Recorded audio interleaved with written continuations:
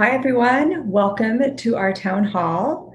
My name is R.ARATI KREIBICH. I am running for Congress in New Jersey's 5th District.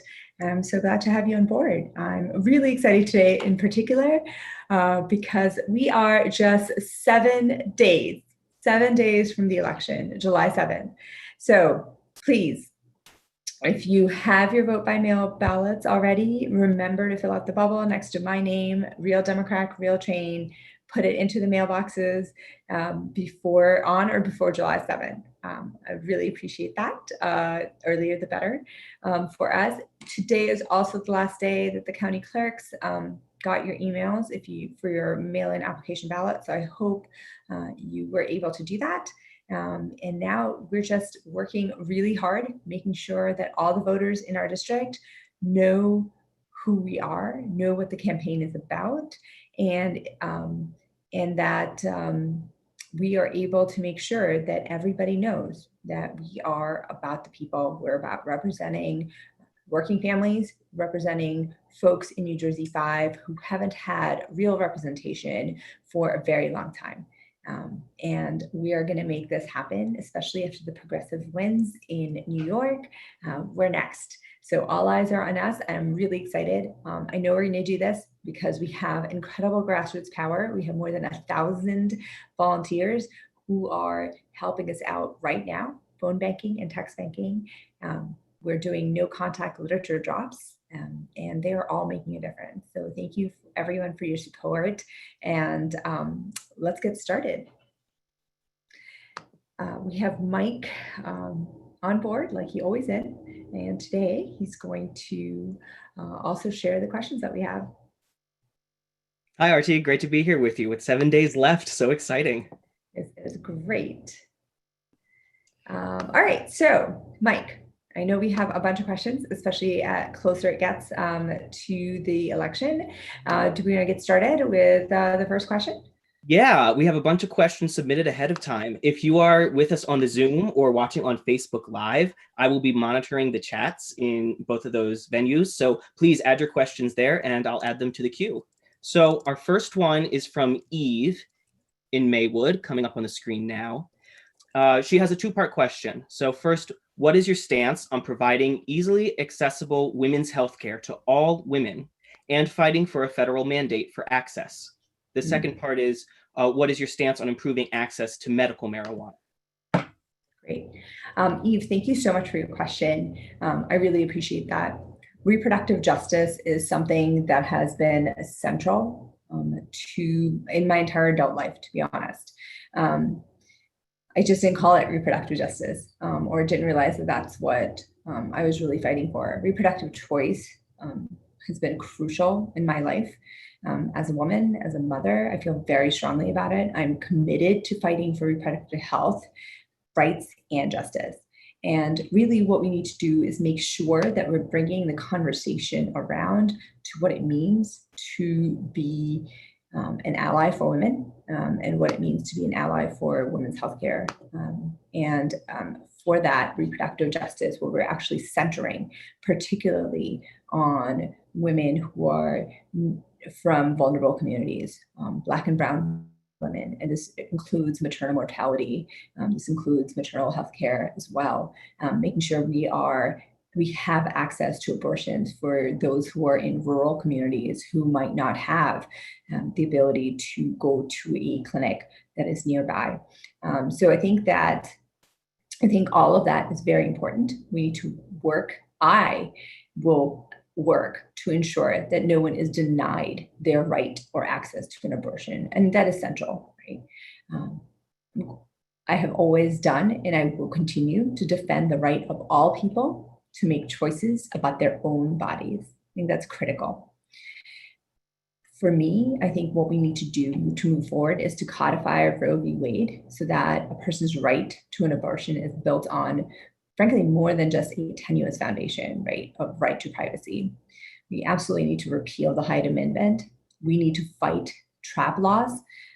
They place unnecessary requirements on clinics that provide abortion care. We know that that's just another way of putting in barriers so that people cannot access abortion care. I think that we really need to make people more aware and fight these at all different levels as much as we can. We also need to provide financial support to those who travel to receive abortion care. We need to prioritize reducing maternal mortality, especially for Black women. We know that Black women are 4 to 5 times more likely than white women to die while they're pregnant or giving birth. And this is unacceptable. There's no reason that this should be. New Jersey is, we have our own high incidences of Black maternal mortality. This is something that we need to take seriously and really move forward, because we can't move forward in society as women until we make sure that we're taking care of all mothers and all women. And we also need to invest in creating more clinics that provide abortion care. And I think that goes to the heart of your question that you asked as well. I think beyond that, right, we need to make birth control widely accessible. We need to make sure that we have menstrual hygiene products that are accessible for everybody, all persons who need them. And at the end of the day, I think we need to advocate for really comprehensive sex education to be taught in every state. And when we talk about comprehensive sex education, we're not talking about abstinence-only education. I think all of those things are necessary to provide better healthcare, reproductive healthcare for everyone, but really also to make sure that we're centering around, again, reproductive justice. And there's a second part to the question. You were talking about access to medical marijuana. I think medical marijuana is absolutely something that we need to improve access to. We know studies and data have shown that in places where you're able to get medical marijuana in particular easier, rates of opioid abuse and opioid overdose decrease. And that's because you can use marijuana for pain. So that's just one instance of why that is important. I think beyond that, I think we should legalize cannabis. We should legalize it as a federal level. Great. So thank you so much for your question. I really appreciate it.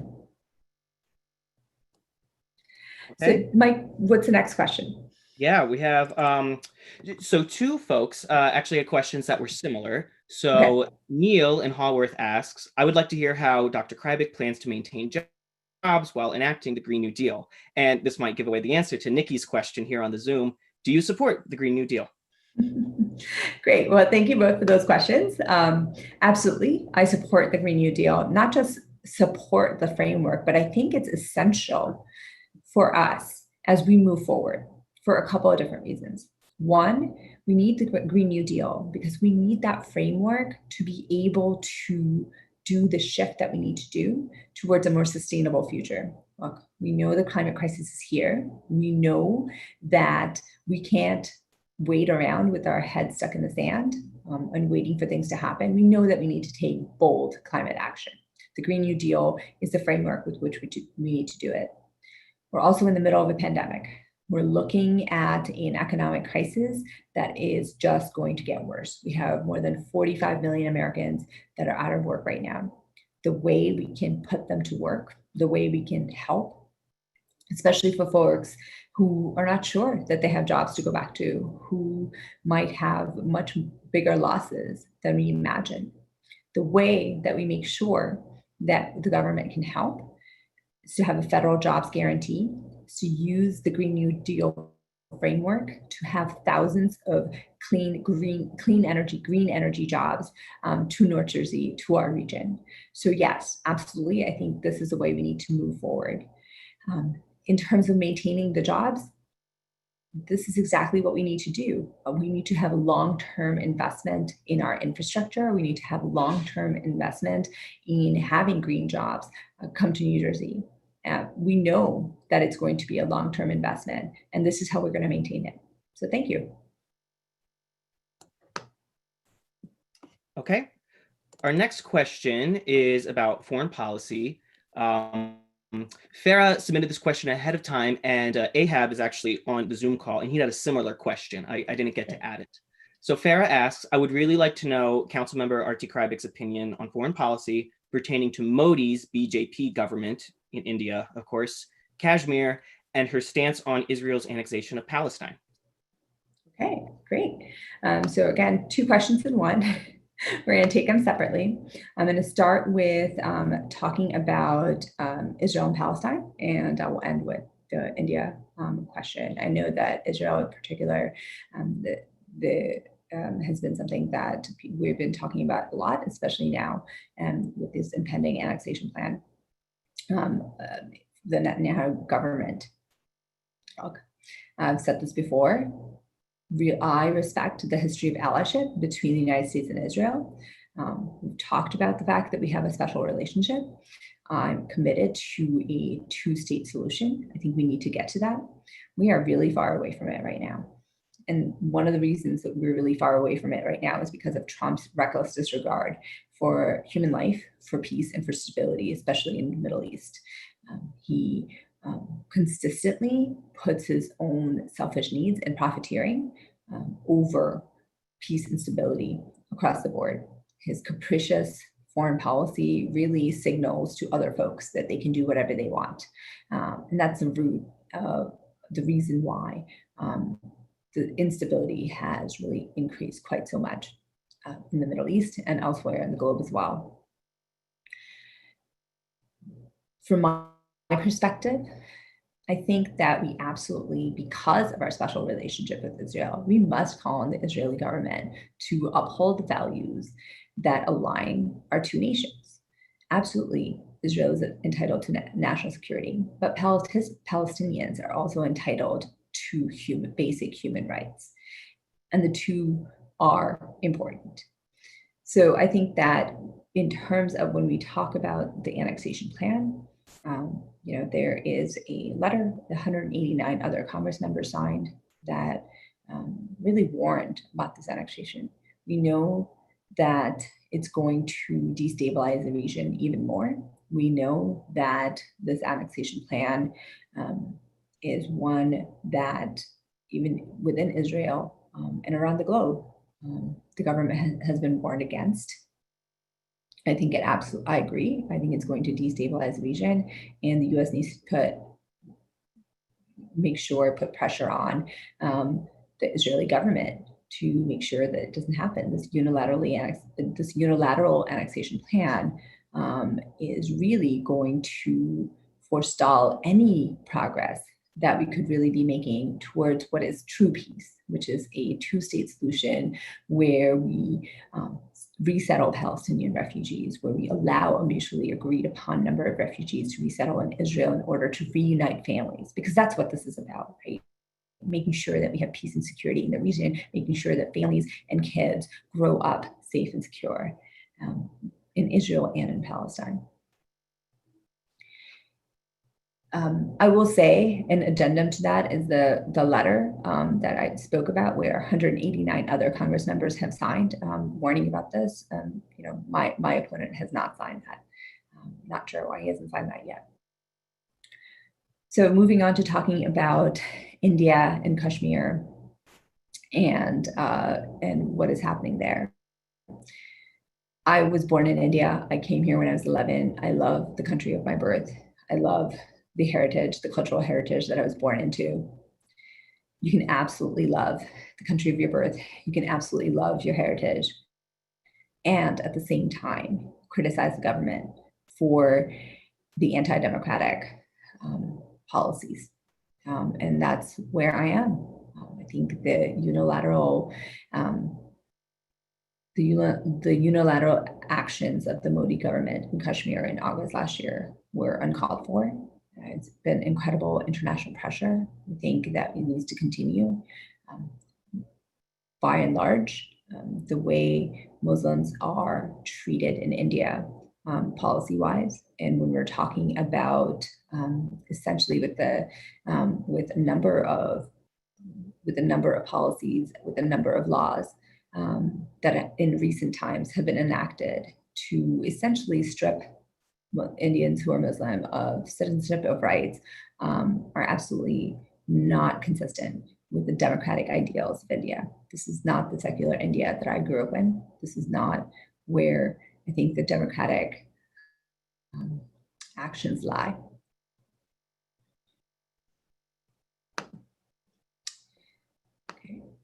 Ready for our next question? Yeah, let's go. Good. All right. Question about politics here. Janine in Wyckoff asks, if Republicans control the Senate again, what is your plan to return on your campaign promises? Janine, thank you so much for your question. I really appreciate it. Look, we know that where we are in our country right now, where we are with the world right now, particularly with the pandemic crisis, particularly with the economic crisis that is looming, we have a lot of work to do. We have to make sure that folks in our government are actually working for the people. Clearly, the policies that I'm fighting for, clearly the kinds of things that we are about at this campaign in terms of making sure that we take care of the healthcare of all our people, move towards a Medicare for all solution, single payer healthcare system, absolutely critical, especially now in the middle of the pandemic. We're seeing that, right? Healthcare should not be tied to our jobs. We know viscerally, and we understand that what we need is a Green New Deal. What we need is bold climate action when we move forward. This is an existential crisis. This is not something that can be put off anymore. So we need urgency. We need boldness. We need to make sure that we're taking care of the people as we're moving forward. We also need is more folks in Congress who are compelled to, who either believe in this or are compelled to vote in the kinds of ways in the best interest of the people, right? At the end of the day. So yes, there is a chance. We're going to fight like hell to make sure that we can get the Senate back. But of course, there's a chance that Republicans might still control the Senate in 2021. I'm going to fight like hell. I know we all are, to make sure that we have a president that is not Trump and make sure that we have the democratic agenda at the top, right? So what we need at this point is to make sure that folks in that the Democratic control of House remains, and that we have progressive coalition that is strong in the House, so that when we pass our bills, we compel the Senate to have to discuss the kinds of things that we are pushing for in the House. We absolutely need that progressive unity as Democrats, so that we can use that as leverage, use that to show the Senate what they need to act on. And I think that is absolutely imperative to getting things done. That is, and not just getting things done, but getting the right things done, to make sure that we are actually working for the people, and make sure that what we're doing are bold actions that are going to have a significant impact, because the scale of the crises that are facing us are immense.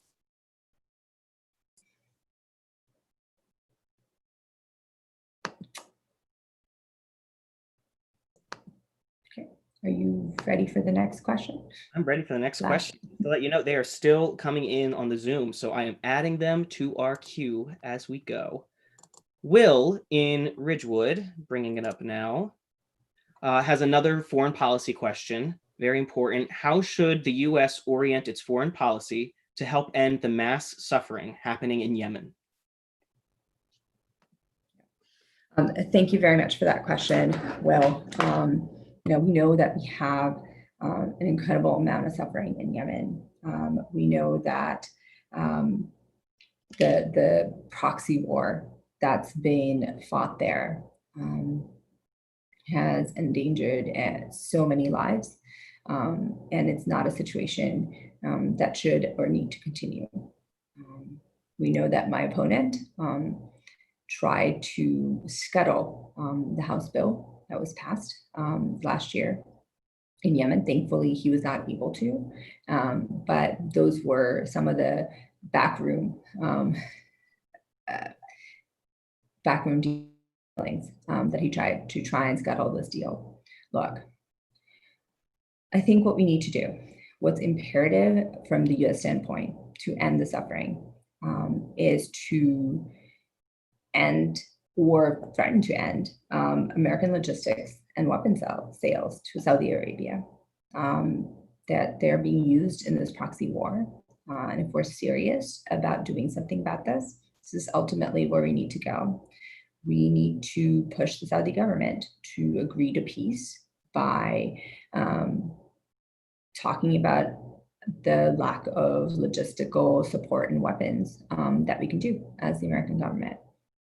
This proxy war has gone on for a very long time, and it's time that we move to figure out how to end it.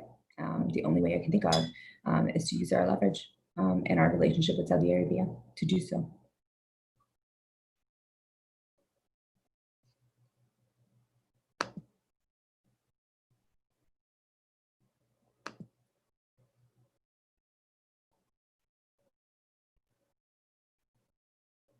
Okay, next question.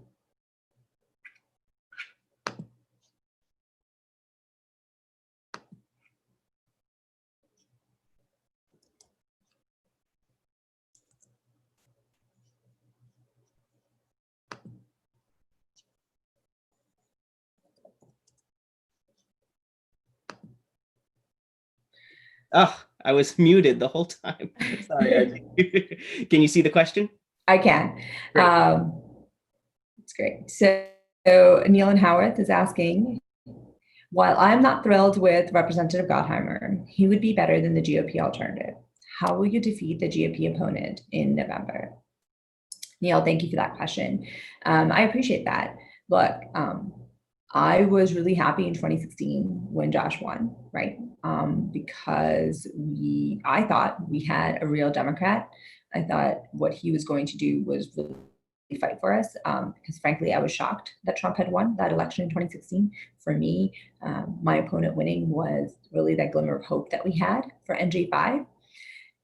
And like so many folks in NJ5 who supported him, I'm beyond disappointed and feeling very betrayed. Right?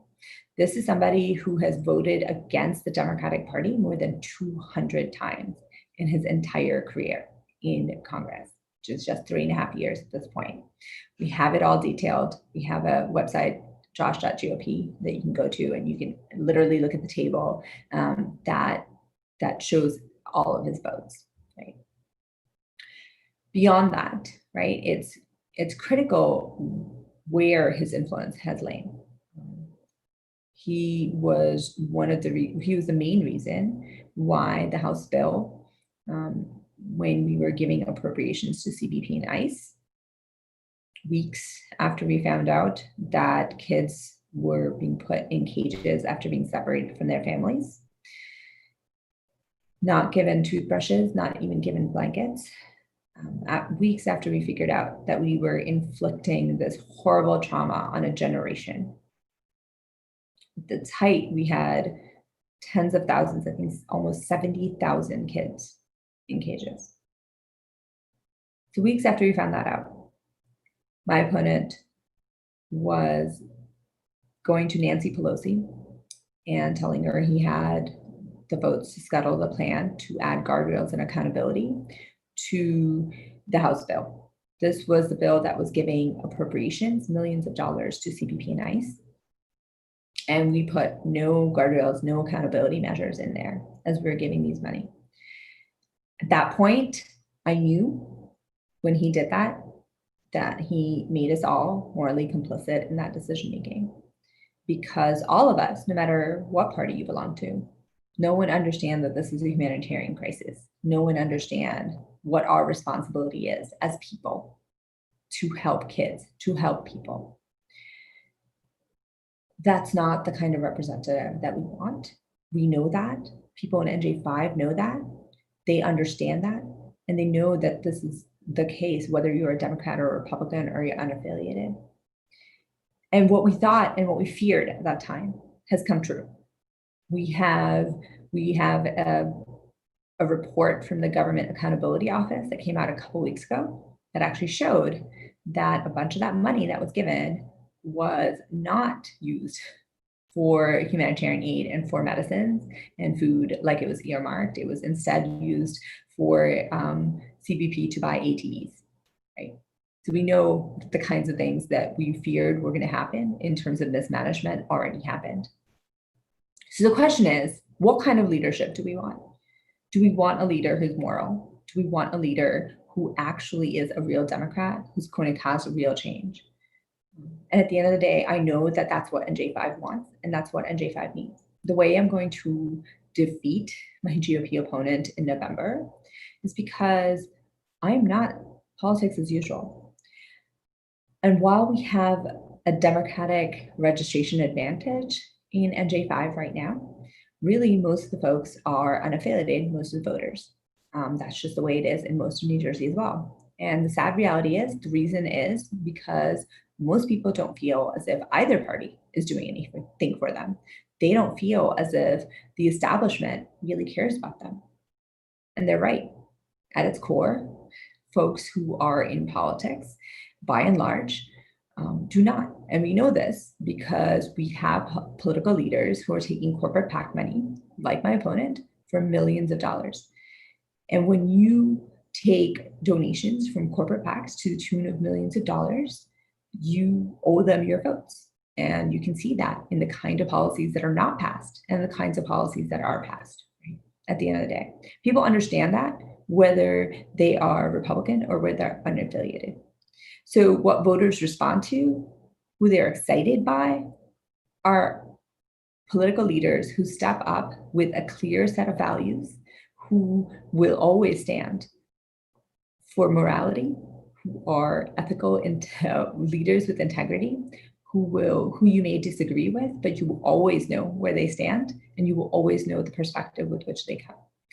And what people want, particularly now in these unprecedented times of crises, are leaders who are bold, who are clear-eyed, who understand what is at stake in multiple different ways. And frankly, in the middle of a pandemic, as we're trying to recover, as we're trying to get back to a new normal, who better than a scientist to lead us? And I think that resonates with everybody across the board. And frankly, I'm going to win. I'm going to win because I am fighting for the people. The policies that we're fighting for are popular policies, and this is what people want.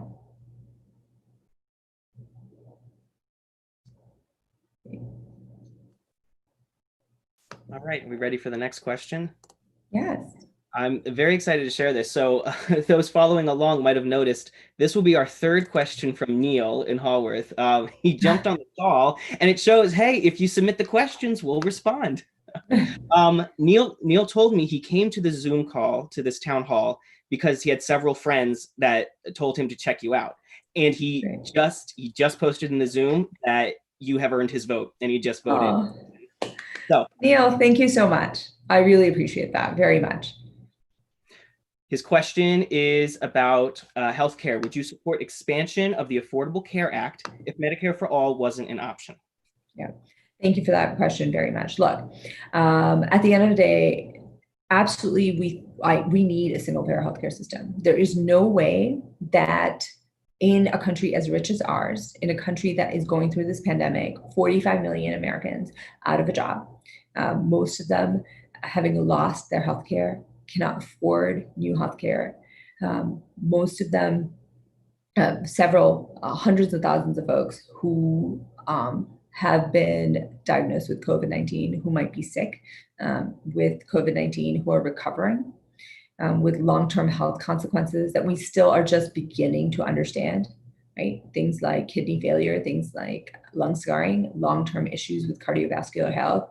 Look, this is really personal to me. Folks in my family are dealing with these. And we know that the cost of that is high. You know, there's a neighbor that we have in our community who has been in the hospital for more than 2 months, is looking at long-term care. Thankfully, recovering well, but looking at long-term care on top of it. The bills are tens and tens of thousands of dollars. We're looking at that, and that's an added stress. He's not alone. There's so many folks like that across North Jersey, especially because we were worst hit in New Jersey, especially because our region really just exploded with cases. And it's clear to people across the board that we need that single payer healthcare system. It is imperative that we have that, especially as we're going through this pandemic. So I'm going to fight as hard as I can to make sure that that comes true. It's just imperative that we have that. In the process, am I going to say we should have nothing? Of course not. We need to make sure that we are covering as many people as possible, that healthcare is because healthcare is a human right at the end of the day. And I think that we all really need to understand that. We need to elect people who believe that healthcare is a human right and then act like it. And I think that is how we're going to get to the actual real bold solution that we need. And frankly, it's just common sense. In the richest country in the world, the fact that we don't take care of our people is unconscionable. And the fact that we right now are not moving towards that in the middle of a pandemic is just morally repugnant. Great. All right. Well, and Neil, I just wanted to say one last time, I obviously really have to give you a shout out because happen to like that name a lot. I named my first child that, so thank you. Okay, I'm looking at the time, Archie. We still have some questions coming in. Is this going to be our last question? Yeah, why don't we do one more question and then we'll keep going. Okay, great. Yeah, we'll do one more question and then whatever we don't do right now, we'll do with the next town hall, which is going to be in a couple of days. Excellent. Okay, then I will display our last question. It is from Nicolette in Teaneck. I believe she's on the Zoom right now. Nicolette, great question. What is the #1 reason I should vote for you? Oh, thanks so much. Nicolette, I really appreciate this question. If you're on the call, hello and welcome. Thank you so much for taking the time for this. What is the #1 reason I should vote for you? Well, thank you. Thank you for that question. I guess from my perspective, it's something that I've said the entire time, right? What we need now, especially in these unprecedented times, are moral leaders who are actually going to represent the people, who are going to make sure that they represent the best interests of working families, of folks who are not just not always heard, but who are actively been diminished for decades and centuries, right? We need to center around communities of color. We need to center around low-income communities, because the only way we're going to move forward, particularly in these crises upon crises upon crises that we're all going through, is when we have elected leaders who do what their job is. The government is supposed to be by the people, for the people. And we're only going to get there if we have actual political leaders who act like it and who advocate for bold solutions at a time when we desperately need them. So I think the #1 reason you should vote for me is because I am one of those political leaders who is not about the status quo, who is about truly advocating and implementing those bold solutions that are not just necessary for our livelihoods, but that are critical for our lives.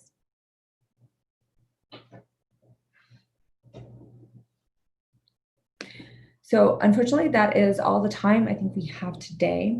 Really appreciate and enjoyed all the questions that we've had. I think they're really important to have the kind of dialogue that we're having right now.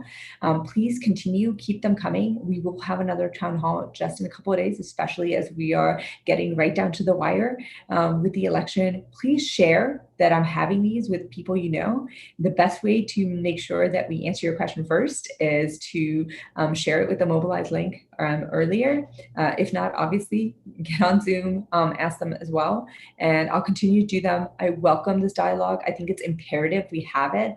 I think at a baseline, this is what elected leaders need to do, which is to communicate their thoughts regularly and for everyone to see.